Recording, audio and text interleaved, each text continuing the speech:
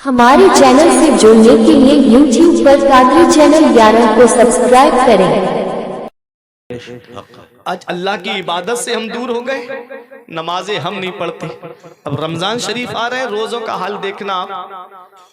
मुझको अफसोस होता है कि आज मुसलमान के सामने जो है वो रमजान शरीफ की तौहीन करता नजर आता है। अल्लाह बीड़ी लगाई सबके सामने पीता हुआ नजर आता है, गुटखा खा के सबके सामने घूमता नजर आता है। ये हाल है आज हमारी कौम का। रमजान शरीफ का रोजा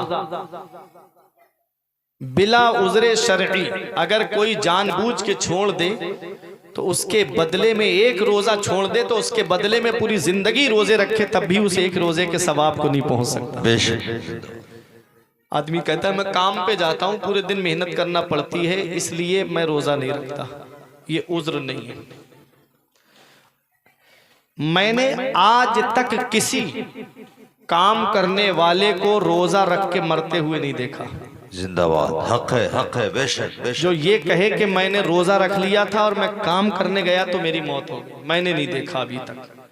इतनी मेहनत करने वाले मैंने अपनी आंखों से देखे हैं। रोजा रख के सुबह को खेत पर जाकर के वो जो जानवरों के खाने की चीज है ना, जिसको चरी वगैरह बोलते हैं, काट के लाए और ला करके फिर उसको खांदा, फिर जानवरों को खिलाया, फिर दूध बेचने के लिए बाहर बरेली शरीफ चले गए, पूरे दिन वहां दूध बेचा, दूध बेच के शाम के वक्त आए, फिर ला करके चारा लाए जंगल से जाकर के और रोजा रखे। सुभान, इससे भी ज्यादा कोई मेहनत का काम होगा? लेकिन सिर्फ ये नफ्स है ना, नफ्स जिसके ऊपर जो है शैतान तो कैद कर दिए जाते हैं ना, वसूल से लती शयातीन, शैतान कैद कर दिए जाते हैं, फिर भी आदमी गाने सुनता है, फिर भी आदमी फिल्में देखता है, फिर भी आदमी झूठ बोलता है, फिर भी आदमी गुनाह करता है।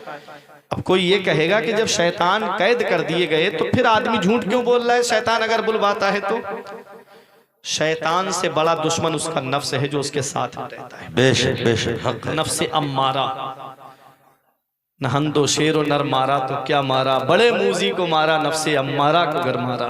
अगर लाखों बरस सजदे में सर मारा तो क्या मारा, गया इबलीस मारा एक सजदे के न करने से। हाय हाय, सबसे बड़ा दुश्मन ये नफ्स है, नफ्स जो हमारे साथ रहता है। अभी मौलाना जान मोहम्मद साहब से आपने शेर नहीं सुना था, रजा नफ्स दुश्मन है दम में ना। रजा नफ्स दुश्मन है दम में ना आना, कहाँ तुमने देखे हैं चंद्राने वाले। शैतान का और नफ्स के वसवसे में दो फर्क बताए गए इमाम गजाली की किताब मुकाशिफतुल कुलूब के अंदर, कि आदमी जब गुनाह करता है तो कोई गुनाह का तसव्वुर थोड़ी देर के लिए आया फिर हट गया जहन से, तो ये शैतान की तरफ से होता है। शैतान फिर दूसरा हरबा इस्तेमाल करता है, अगर एक नहीं चला तो फिर दूसरा इस्तेमाल करेगा, बदलता रहता है। और नफ्स एक ऐसा दुश्मन है इंसान का, जब तक वो गुनाह करा नहीं लेगा तब तक वो चैन से नहीं बैठता है। बेशक बेशक। जब बंदा मस्जिद में जाता है नमाज पढ़ने के लिए, इमाम गजाली फरमाते हैं तो शैतान मस्जिद के दरवाजे पे अपना सर मारता है, सर मारता रोता है कि अब मैं इसे कैसे बहकाऊं, अब तो ये नमाज पढ़ने चला गया। तो नफ्स कहता है परेशान मत हो, मस्जिद से निकलने दे, अभी तेरे हवाले करती हूं। दो दुश्मन लगे हैं हमारे साथ, एक को कैद कर दिया गया लेकिन नफ्स हमारे साथ रहता है।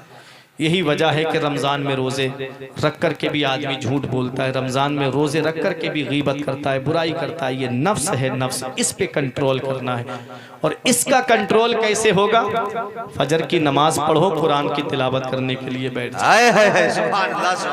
जब वक्त मिले तस्बीह लेकर के कलमा शरीफ पढ़ने लगो, जब जोहर की नमाज पढ़ो कुरान शरीफ लेकर के बैठ जाओ, असर की पढ़ो कुरान शरीफ लेकर के बैठ जाओ, नबी पे दुरूद शरीफ पढ़ने लगो।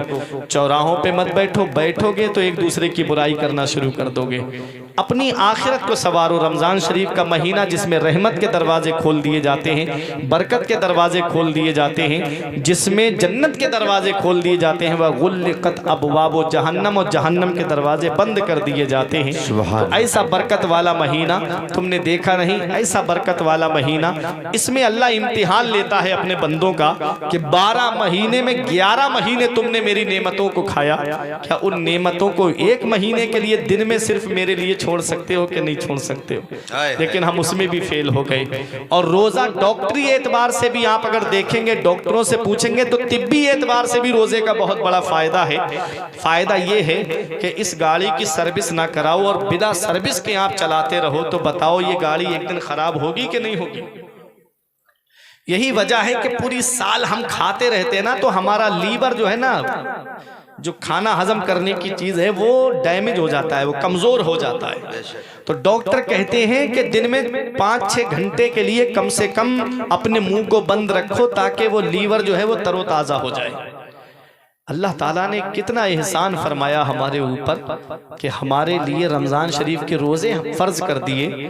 हम एक महीना जब दिन में खाने पीने से रुक जाते हैं तो हमारा लीवर जो है वो पूरी साल खाने की वजह से जो कमज़ोर हो जाता है, वो एक महीने में दिन में सिर्फ खाना छोड़ने की वजह से हमारा लीवर तरोताज़ा हो जाता है और फिर वो पूरी साल चलने के लायक हो जाता है। सुभान अल्लाह, सुभान अल्लाह, जिंदाबाद जिंदाबाद। इसलिए रमज़ान शरीफ के रोज़े आ रहे हैं, अदब के साथ में रोजे रखना, रोजे रख के अल्लाह की इबादत करना, कुरान की तिलावत करना, मस्जिदें आबाद रखना।